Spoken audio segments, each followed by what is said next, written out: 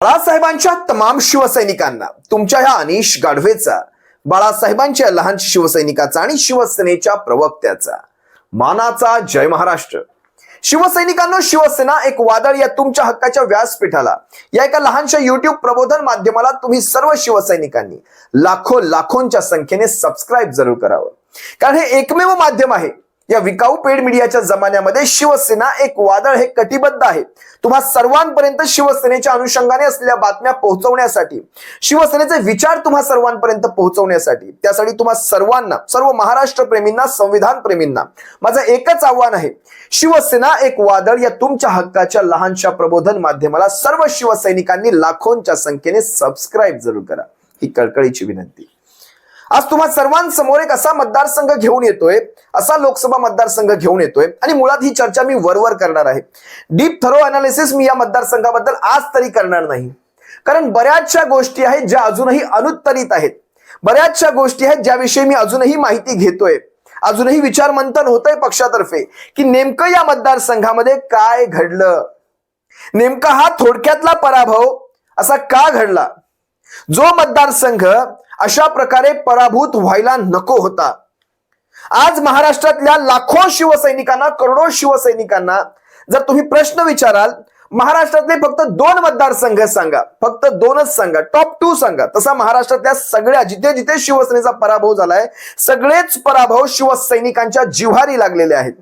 त्याला अनेक कारणं असतील, पण आज टॉप 2 जर तुम्हाला विचारले तर सगळ्यात पहिली जागा तुमच्या मनामध्ये ते ठाणे लोकसभा मतदारसंघ आणि दुसरी जागा तुमच्या मनामध्ये ते रत्नागिरी सिंधुदुर्ग. कारण ह्या दोनही जागा अशा आहेत जिथे निवडून आलेले जी माणसं आहेत, माणसं म्हणण्यापेक्षा ही माणसं होऊ शकत नाहीत, ही माणसाच्या आतमधली एक स्वार्थी प्रवृत्ती निवडून आलेली आहे. त्या दोनही मतदारसंघामध्ये, इकडे नरेश मस्के असेल, तिकडे नारायण राणे असेल, या दोनही माणसांना मी माणूस म्हणून पाहतच नाही. या दोनही ठिकाणी झालेला पराभव हा शिवसेनेच्या जिव्हारी लागला, कारण शिवसेनेमध्ये जे 5 निष्ठावंत खासदार शेवटपर्यंत निष्ठेने राहिले. आपण त्यांना शब्द दिला होता, शिवसैनिकांनो, तुम्हा निष्ठावंतांना पुन्हा कधी पराभव पाहता नाही, तुम्ही कधी पराभव पाहूच शकत नाही, हा शब्द शिवसैनिकांनो तुम्ही आम्ही दिला होता. आज ज्यावेळेस शिवसेनेमध्ये ही गद्दारी घडली, अभूतपूर्व गद्दारी घडली, शिवसेनेचे 13 खासदार निघून गेले, हे सगळे स्वार्थाचे गुलाम, हे सारे निघून गेले, पण त्या 5 खासदारांनी शिवसेनेची साथ कधी सोडली नाही.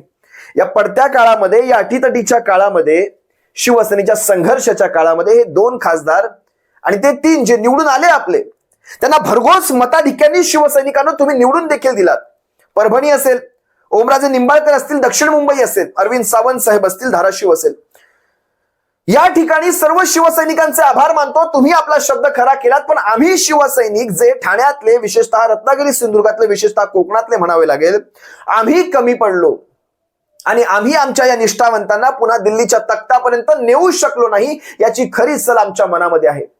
पहिली जागा ठाण्याची आणि दुसरी जागा रत्नागिरी सिंधुदुर्गची. रत्नागिरी सिंधुदुर्गमध्ये नेमकं काय घडलं, हा जर साधा प्रश्न विचाराल तुम्हाला, मी काल परवामध्ये काही व्हिडिओ आलेत बाहेर, काय घडलं रत्नागिरी सिंधुदुर्गमध्ये सगळ्यांनी पाहिलं. पैशांचा प्रचंड महापूर, पैशांचा प्रचंड महापूर.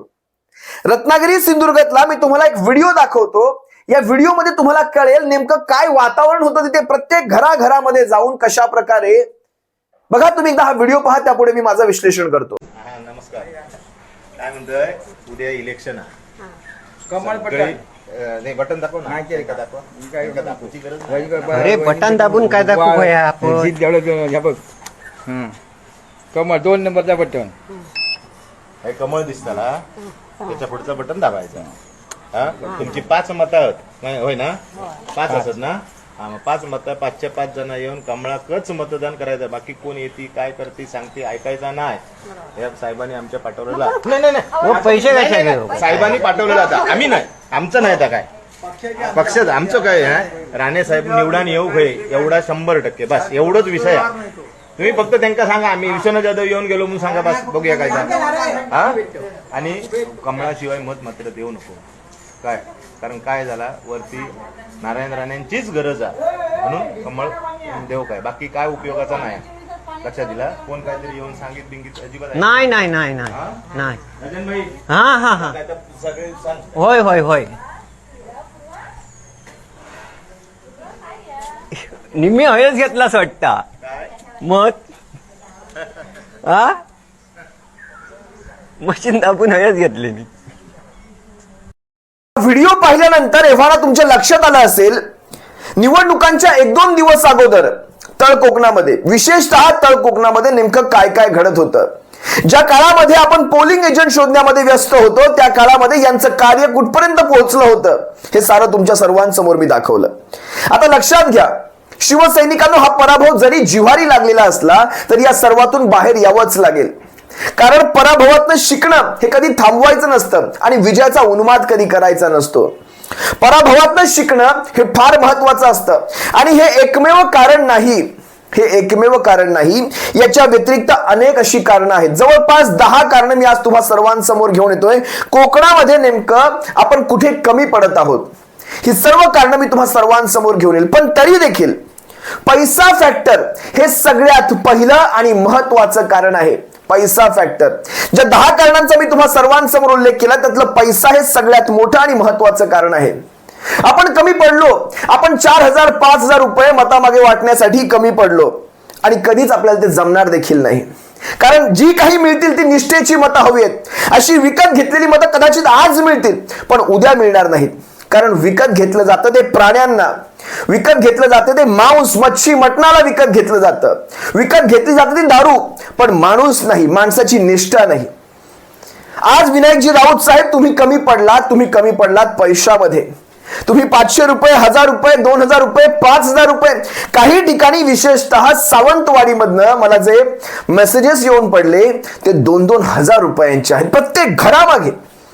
या सर्व गोष्टींची मी तिथे जाऊन पुष्टी केली नाही पण ज्या प्रकारे लोक सांगत आहेत पण लक्षात घ्या हे सर्व प्रकार घडलेले आहेत. या सर्वांमध्ये आपण कमी पडलो. अनेक जणांचं मत होतं की मनसे फॅक्टर. मी दुसरं कारण सांगतोय तुम्हा सर्वांसमोर. मनसे फॅक्टर मी माझं एक वैयक्तिक मत तुम्हाला सांगतो शिवसैनिकांना विशेषतः तुमच्यासाठी.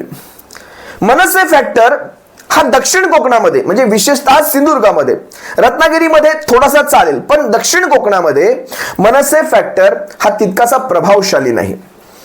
आता दक्षिण कोकणामध्ये म्हणजे कणकवली असेल कुडाळ असेल किंवा सावंतवाडी असेल या तीनही मतदारसंघामध्ये जिथे आपल्याला लीड मिळालेली नाही. तुम्हा सर्वांच्या माहितीसाठी पुन्हा एकदा सांगतो कोकणामध्ये आपला पराभव झालाय 47,858 मतांनी. 47,858. त्यात आपल्याला रत्नागिरी जिल्ह्यातनं सगळ्यात चांगली लीड मिळाली ती आहे 50,000ची. म्हणजे रत्नागिरीतला चिपळूण असेल स्वतः रत्नागिरी असेल किंवा राजापूर असेल राजनजी साळवींचा आपल्या वाघाचा या तीनही मतदारसंघामध्ये शिवसेनेला लीड मिळाली. विनायकजी राऊत साहेबांना लीड मिळाली आणि शिवसेनेला झालेलं मतदान हे काही कमी नव्हे, हे काही थोडं मतदान नव्हे. पण लक्षात घ्या या अटीतटीच्या काळामध्ये सिंधुदुर्गामध्ये विशेषतः दक्षिण कोकणामध्ये विशेषतः कणकवलीमध्ये सगळ्यात जास्त लीड ही नारायण राणेला मिळाली जी आहे 42,000ची. कुडाळमधनं 26,000ची आणि सावंतवाडीमधनं 31,000ची. जिथे शिंदे टोळीचे केसरकर आहेत, जिथे आपले वैभव नाईक आहेत शिवसेनेचे ढाण्या वाघ 26,000 आणि कणकवली या तीनही मतदारसंघात. आता कणकवली आणि कुडाळ हे एकमेकांच्या बाजूबाजूला म्हणजे भूकंपाचा केंद्रबिंदू कसा असतो त्याच्या बाजूच्या आसपासच्या ठिकाणामध्ये कशी त्याची दाहकता जास्त जाणवते. असा कुडाळ जिथे वैभव नाईक साहेब 26,000पर्यंत यांची लीड मर्यादित ठेवण्यामध्ये यशस्वी ठरले. त्यांच्या किल्ले ह्या कार्याला देखील आपल्याला एक मानाचा जय महाराष्ट्र नक्कीच करावा लागेल. तिकडे सर्व झटलेल्या कुडाळमध्ये झटलेल्या तमाम गटप्रमुखांपासून शाखा प्रमुखांपर्यंत विभाग प्रमुखांपासून सर्व शिवसेनेच्या पदाधिकाऱ्यांना एक मानाचा जय महाराष्ट्र नक्कीच बनतो. त्यांचं कार्य हे वाखाणण्याजोग आहे. कारण अशा धनाढ्य प्रवृत्तींच्या विरोधात ज्यावेळेस आपले पदाधिकारी उतरतात खिशातल्या स्वतःच्या पैशाने स्वतःची चहा घेतात, स्वतःचा नाश्ता स्वतःच्या पैशाने करतात आणि स्वतःच्या बाईकमध्ये स्वतःच्या 4 चाकीमध्ये स्वतःच्या पैशाने पेट्रोल घालून ते संबंध गावभर प्रचार करत असतात त्या सर्वांना मानाचा जय महाराष्ट्र नक्कीच बनतो. शिवसेनेमध्ये अशी पैसे वाटण्याची पद्धत नाही. आणि आपण ज्या विषयावर होतो मनसे फॅक्टर, जरी मनसे फॅक्टर हा दक्षिण कोकणामध्ये तितका प्रभावशाली नसला तरी देखील एक गोष्ट मान्य करावी लागेल तो निर्णायक ठरलेला आहे. होय, तो निर्णायक ठरला. ज्यावेळेस तळ कोकणामध्ये राज ठाकरेंची सभा झाली, आपण एक पकडून चालूया, सबंध राज ठाकरेंच्या मनसे पक्षाला कोकणातनं एक 25, 30 ते 40 हजारांचं मतदान आपण पकडून चालूया. 40 हजारही जास्त झाले, एक 25 ते 30 हजारांचं मतदान. आता हे 25 ते 30 हजारांचं मतदान हे राज ठाकरेंचं भारतीय जनता पक्षाच्या दिशेने वळवण्यात राज ठाकरे यशस्वी झाले. आपलं लीड कितीचं कमी पडलं आपल्याला? 47,858, म्हणजे 48,000 पकडा. आता हे 30 हजारांचं जरी मतदान तुम्ही पकडलात, त्यानंतर जो माझा पुढचा मुद्दा आहे, चौथा मुद्दा, तो आहे तोतैया विनायक राऊत. म्हणजे राज ठाकरेंचं 30 हजारांचं मतदान, हा तोतैया विनायक राऊत जो आहे, ज्याला उभा केला गेला होता जाणून बुजून, त्याने जवळपास 16 हजारांचं मतदान घेतलं. 16,000 मतदान घेणं हे सोपं नव्हे. म्हणजे नावाकडे बघून जर शिवसैनिक कन्फ्यूज झाले असतील, म्हणजे ज्यांना जास्त काही शिक्षणाशी जास्त गंध नसेल किंवा चिन्हाचा प्रचार माहित नसेल, चिन्ह त्यांच्यापर्यंत पोहोचलं नसेल, ज्या शिवसैनिकांना धनुष्य दिसलं नाही, लक्षात घ्या मला काय सांगायचं, ही सगळी कारणं आहेत. 5वं, 6वं, 7वं कारण ही एकमेकांमध्ये आहेत. ज्या शिवसैनिकांना आजवर दिसणारं धनुष्य तिथे दिसलं नाही, त्यांनी नाव शोधायचा प्रयत्न केला, कसं बसं नाव वाचायचा प्रयत्न केला. त्यात त्यांना हे तोतैया विनायक राऊताचं नाव देखील दिसलं आणि त्यांनी ते बटन दाबलेलं आहे. जवळपास 16,000 मतदान हे तोतैया विनायक राऊताला झालं. ते 30,000 जर मनसेचं पकडलं, हे 16,000 पकडलं आणि त्यानंतर वंचित बहुजन आघाडीचं जवळपास 10,000, मारुती जोशी मला वाटतं उभे होते तिथे, वंचित बहुजन आघाडीच्या उमेदवाराला 10,000, म्हणजे जवळपास या सगळ्यांचा जर एकंदरीत तुम्ही एकत्रित आकडा काढला तर हा 50-60 हजारांच्या मतांच्या पुढे जातो. या सगळ्यांचं एक कॉम्बिनेशन करता विनायक राऊत साहेबांचा पराभव नेमका कुठे झाला हे तुमच्या लक्षात आलंच असेल. आणि सगळ्यात मोठा फॅक्टर मी तुम्हाला सांगितला, हा फॅक्टर मतामागे एवढी, बापरे, अजब आहे, अजब हा न्याय आहे. मला ते वामनराव महाडिकांचं, बॅरिस्टर नाथ पैंचं, प्राध्यापक मधु दंडवंतेंचं कोकण आठवतं. पण कोकणामध्ये खरंच आजच्या घडीला पैसाच सगळं काही बोलून जातो का? किंवा पैसाच हा फॅक्टर महत्वाचा ठरतो का? मग निष्ठा कमी झाली का? निष्ठा कमी पडली का? आज तुम्हाला लक्षात घ्यायला हवं, कित्येक जणांच्या मनामध्ये एक संभ्रम आहे, मुंबई गोवा जो महामार्ग आहे हा शिवसेनेमुळे झालेला नाही. मी कित्येकदा सांगायचा प्रयत्न केला, मुंबई गोवा महामार्ग हा खासदार बनवत नाही. आता तुम्ही मला एक साधं उदाहरण तुम्हाला तुमच्या सर्वांसमोर देतो. ज्यावेळेस समृद्धी महामार्ग बनला, हा समृद्धी महामार्ग 3 ते 4 वर्षामध्ये 900 किलोमीटरचा मार्ग बनतो आणि मुंबई गोवा महामार्ग हा 16 किलोमीटरचा, माफ करा, 16 वर्ष झाली जवळपास.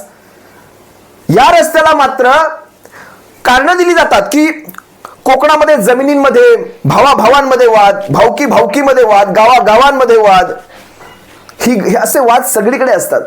पण हे जाणून बुजून शिवसेनेचं अस्तित्व कोकणामध्ये आहे, तिथेच बरोबर या सगळ्या गोष्टी मागे ठेवायच्या आणि तिथेच बरोबर टार्गेट. आज नितीन गडकरींच्या मनात जर आलं असतं, आज तुम्ही मला सांगा, ह्यांचं स्वतःचं 10 वर्षाचं सरकार आहे या भारतीय जनता पक्षाचं, कारण शिवसेनेचं 2.5 वर्षाचं सरकार फक्त कोविडच्या काळात गेलेलं आहे. या 10 वर्षाच्या सरकारच्या काळामध्ये या भारतीय जनता पक्षाने का बरं मुंबई गोवा हायवे केला नाही? साधं उदाहरण तुम्हाला सांगतो मी. तुम्हाला समृद्धी महामार्ग जमला, तुम्हाला मुंबई वडोदरा हायवे जमला, तुम्हाला मुंबई अहमदाबाद बुलेट ट्रेन जमते, तुम्हाला सारं काही जमतं, मग तुम्हाला कोकणचा तो आमच्या मुंबई गोवा हायवेचं काम कायमचं रखडवून ठेवलं. याचं कारण काय? त्याचं कारण, गडकरी साहेब तुमच्या मनात आला असतं, तुम्ही 2 वर्षात हा हायवे बांधू शकला असतात, पण तुम्हाला बांधायचं नव्हतं. तुमच्यासारखी माणसं ज्यावेळेस अशी कारणं देऊन जातात ना, त्यावेळेस समजतं राजकारण कुठे कुठे मुरलेलं आहे ते. असो, मी अनेक कारणं तुमच्या सर्वांसमोर ठेवतोय. आता खऱ्या अर्थाने कोकणामध्ये बारसू असेल, नाणार असेल, दाभोळचं झालेलंच आहे, एनरॉन झालेलं आहे, हे असे अनेक प्रकल्प, जैतापूर सारखे प्रकल्प. आता बघा कशा प्रकारे नासाडी करून ठेवेल हा माणूस. कारण आतापर्यंत कसं होतं, एक कंट्रोल आणला होता, आपण एक नियंत्रण ठेवलं होतं. अशा प्रकारचे पर्यावरणाला हानिकारक प्रकल्प, जे कोकणाशी किंवा कोकणच्या सौंदर्याला हानिकारक आहेत, अशा प्रकारचे प्रकल्प आपण आणू देत नव्हतो. आता काय, चिदबी तुम्हाला पडबी तुम्हाला, जो तुम बोले सो वो कायदा, जे पाहिजे ते घेऊनणार आणि मुंबई सारखी नासाडी करून ठेवणार. मुंबई ज्या प्रकारे ह्यांची धोरणं चालू आहेत, अगदी तशीच नासाडी हे कोकणाची करून ठेवणार. मुंबईत तुम्ही पाहिलात आरेमध्ये, ज्यावेळेस शिवसेना म्हणते आरेची ती झाडं तोडू नका, आरेचं ते जंगल नष्ट करू नका, नाही यांना कारशेड तिथेच बांधायची, एका रात्रीत 900 झाडं कापली गेली. हे असंच घडणार आहे, सगळीकडे असंच घडणार आहे. तरी देखील मला रत्नागिरी वासियांचे पुनश्च आभार मानायचे आणि सिंधुदुर्गाचे पण देखील, दोन्ही ठिकाणी शिवसेनेच्या पाठीशी तुम्ही अतिशय भक्कम राहिलेला आहात. रत्नागिरीमध्ये आपल्याला चांगली लीड मिळाली, सिंधुदुर्गात लीड मिळण्यात थोडंसं आपण कमी पडलेलो आहोत. आणि अशा माणसांना ज्यावेळेस, खरं तर मला वाटतं मागची ह्यांची पूर्वीची खासदारकी निलेश राणेची, त्याच्यानंतर बापाची राज्यसभेची, पण अशा माणसांना खासदार निवडून देणं म्हणजे ना त्या मतदारसंघाचं मी दारिद्र्य समजतो. दारिद्र्य यासाठी कारण अशा विचारांची माणसं ज्यांना कवडीचा अभ्यास नाही, ज्यांना बोलता येत नाही, ज्यांना स्वतःचा सिंधुदुर्ग हा शब्द उच्चारता येत नाही, अशा प्रकारची माणसं ज्यावेळेस तिथे संसदेत जाणार, राज्यसभेत काय दिवाळखोरीचं लक्षण दाखवलं तुम्ही पाहिलेत. त्या कनिमोझीने, तमिळनाडूच्या खासदाराने ज्यावेळेस SME यांच्या खात्याविषयी काही प्रश्न विचारले, कोविड काळात कुठले कुठले उद्योग बंद झाले, किती उद्योग, कुठले कुठले म्हणण्यापेक्षा किती उद्योग बंद झाले, या सर्वांवर बोलण्यासाठी यांना काही सुचलंच नाही. करांगो वगैरे काहीतरी फेकमफाक शब्दांची, मैने बोल्या, उसने बोल्या, आणि काय ते शब्द, कैसा होईंगा, कैसा होईंगा, ऐसा कैसा होईंगा वगैरे वगैरे, ह्यांची भाषा म्हणजे यांना मराठी सोडून द्या, मराठी येईना, हिंदी येईना, इंग्रजीचं धचा म माहित नाही. अशा माणसांना आपण तिकडे पाठवणं म्हणजे ह्यांच्या दारिद्र्य, मग त्या मतदारसंघाचं दारिद्र्य मला तिथे वाटतं कधी कधी. या अशा प्रकारची एक ना एक अनेक कार्ड आहेत. आणि विजयाचा शिल्पकार खऱ्या अर्थाने ते 5000 ठरलेला आहे. मला त्याच्या व्यतिरिक्त काही माहित नाही, कारण 1000, 2000, 500, 5000 असे अनेक ठिकाणी लोकांचे मेसेजेस येत आहेत. बरं, स्थानिकांचे मेसेजेस येत आहेत. खरं तर मला का कोणास ठाऊक,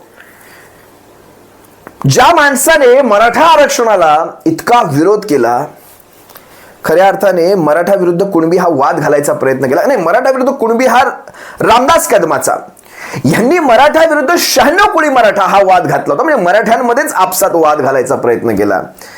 खरं तर छगन भुजबळला किंवा रामदास कदमाला मराठ्यांनी जितकं टोकावर घेतलं होतं, तितकं नारायण राणेला टोकावर घ्यायची खरं तर गरज होती. ही अशी माणसं जितकी मजबूत होणार, तितकं मराठा आरक्षण मराठा बांधवांनो, ही माणसं त्याला विरोधच करणार. त्यांचा मुलगा, काय त्याचं नाव, नितेश राणे, काय म्हणाला होता आठवायला हवं तुम्हाला, मराठ्यांनो हा रस्ता, सागर बंगल्याचा रस्ता हा जुहू वरून जातो, म्हणजे जुहूला यांचा बंगला, सागर बंगला पुढे, हा जुहू वरून जातो, म्हणजे आधी तुम्हाला आम्हाला पार करायला लागणार. म्हणजे तुम्ही काय मराठ्यांना मारणार होतात? नेमकं काय याचा अर्थ नेमका काय लागतो? या सर्व गोष्टींना जितका आपण छगन भुजबळला मनावर घेतलं, जितकं आपण रामदास कदमाला मनावर घेतलं, तितकं ह्याला देखील मनावर घ्यायला हवं होतं. काही माणसं सुटली. असा खासदार खरंच निवडून येणं म्हणजे मतदारसंघाचंच दारिद्र्य. सुपारी बाजांची पण कृपा म्हणावी लागेल, यात काही गैर नाही. आणि एक ते 2 महत्वाची कारणं मी तुम्हाला आणखी सांगतो, जी अतिशय महत्वाची आहे. जसं मी तुम्हाला म्हटलं, धनुष्यबाणाचं चिन्ह नसणं, तो तर या विनायक राऊत असणं, विजय वंचितचा जो मारुती जोशींचा जो फॅक्टर आहे 10,039 मतांचा तो, आणि सगळ्यात महत्वाचं म्हणजे कोकणात वाढलेलं परप्रांतीय मतदान. आता हा फॅक्टर तुम्ही स्वतः मला लिहा कमेंटमध्ये, किती इफेक्टिव्ह ठरला असेल. कोकणात परप्रांतीयांचं मतदान वाढलेलं आहे. या सगळ्या गोष्टींवर देखील चर्चा व्हायला हवी, कारण आपल्याला त्या हिशोबाने प्लॅनिंग देखील करावं लागतं. पॉकेट्स असतात, कुठल्या पॉकेट्समध्ये किती मतदान वाढलेलं आहे त्याच्याप्रमाणे तिथे कार्यवाही करावी लागते, तिथे आपल्याला देखील पोहोचावं लागणार आपल्या माणसांपर्यंत. कोकणामध्ये, विशेषतः तळ कोकणामध्ये परप्रांतीय मतदान हे वाढलं असून ते स्थानिक झालेलं आहे, आता तिथे स्थिर झालेलं आहे आणि ते मतदान कार्ड बनवण्यापर्यंत पोहोचलेलं आहे. मला कोकणातल्या विशेषतः दर्शकांनी लिहावं, शिवसैनिकांनी लिहावं कमेंटमध्ये की हा फॅक्टर तुम्हाला किती वाटतो. आणि शेवटचा जो 10वा पॉइंट मी तुम्हाला सर्वांसमोर घेऊन येतोय तो आहे, काँग्रेस बॅकलॉग भरून काढण्यामध्ये अयशस्वी ठरली. हा मुद्दा थोडासा विस्तृत मी तुम्हाला सांगतो. ज्या प्रकारे भारतीय जनता पक्ष शिवसेनेच्या युतीमध्ये भारतीय जनता पक्षाचं जे काही योगदान असायचं ते योगदान यावेळेस शिवसेना ही कोकणामध्ये एक हाती लढली अशासारखंच दिसलं. महाराष्ट्रभरात शिवसेनेची मदत ही काँग्रेसला झाली, पण दक्षिण कोकण असेल म्हणजे रत्नागिरी सिंधुदुर्ग हा मतदारसंघ असेल, ठाणे लोकसभा मतदारसंघ असेल किंवा संभाजीनगर असेल, छत्रपती संभाजीनगर असेल, या 3 ठिकाणी विशेष काँग्रेसचं अस्तित्व नव्हतं. मी असं म्हणत नाही की त्यांनी मदत नाही केली, मी असं म्हणतो की विशेष त्यांचं अस्तित्व नव्हतं. त्याचा फटका शिवसेनेला बसलेला आहे. कारण एक हाती लढत असताना फक्त शिवसेनेच्या मतांच्या आधारावर, कारण कोकणामध्ये मला वाटत नाही काँग्रेसचं मतदान हे 28 ते 30,000 इतकं पण असेल. कारण ज्यावेळेस नारायण राणे हे वेगळे लढले होते त्यावेळेस काँग्रेस शून्यावर आली होती, अप्रॉक्स शून्यावर आली होती. ज्यावेळेस नारायण राणे हे काँग्रेसमध्ये होते त्यावेळेस काँग्रेसला भरभराटीचे दिवस आले होते. पण जसे राणे काँग्रेसमधून बाहेर पडले काँग्रेसचे डिपॉझिट जप्त झाले होते. म्हणजे ज्यावेळेस राणे शिवसेनेतून बाहेर पडले शिवसेनेचं डिपॉझिट जप्त झालं होतं. काँग्रेस निवडून आली होती, ज्यावेळेस राणे तिकडून बाहेर पडले त्यावेळेस काँग्रेसचं डिपॉझिट जप्त झालं होतं. याचा अर्थ राणेंचं एक स्वतःचं मतदान आहे, पण काँग्रेस तिथे अस्तित्व नाही ही गोष्ट मान्य करावी लागेल. आणि काँग्रेसने बीजेपीचा बॅकलॉग भरून काढलेला नाही, तो एक मोठा फॅक्टर आपल्याला हानिकारक ठरलेला आहे. अगदी छत्रपती संभाजीनगर काँग्रेस 0, दक्षिण कोकणामध्ये रत्नागिरी सिंधुदुर्गात काँग्रेस 0 आणि ठाण्यामध्ये थोडंसं अस्तित्व आहे, पण तितकं नाही की जे निर्णायक राहील, जे भारतीय जनता पक्षाचा बॅकलॉग भरून काढेल, तितका बॅकलॉग भरून काढेल. या सगळ्या फॅक्टर्सचा कोकणामध्ये एकंदरीत मिलाप झाला आणि विनायकजी राऊत साहेबांचा आपल्या ठाण्या वाघाचा पराभव झाला. असो, जे काही असेल ते पराभव झालाय तो मान्य करूयात, झालेल्या चुका मान्य करूयात आणि त्या सगळ्यातून शिकून आपल्याला आता पुढे आपली कार्यवाही चालू करावी लागेल. विधानसभेच्या निवडणुका अगदी तोंडाशी आहेत. महाराष्ट्रात झालेलं म्हणजे हे जे महाविकास आघाडीने सत्ता परिवर्तन करून दाखवलं, याला मी सत्ता परिवर्तनच म्हणतो. भले केंद्रात सत्ता परिवर्तन झालं नसेल, पण महाराष्ट्रात ज्या प्रकारे हवाडा देण्याचं काम हे महाविकास आघाडीने केलं, अगदी तसंच काम आपल्याला विधानसभेत करून दाखवायचं आणि सत्ता उलथवून टाकायचे. ना एकनाथ शिंदे हवा, ना देवेंद्र फडणवीस हवा, ना अजित पवार हवा, कोणीही नको. शिवसेनेचं सरकार भविष्यामध्ये या महाराष्ट्राच्या तख्तावर बसेल याची पूर्णतः तजवीज तुम्हा सर्वांना उभ्या महाराष्ट्रातनं करायची. इतकंच बोलतो आणि तुम्हा सर्वांची रजा घेतो. सप्रेम जय महाराष्ट्र बाळासाहेबांच्या शिवसैनिकांना. काळजी घ्या. जय महाराष्ट्र.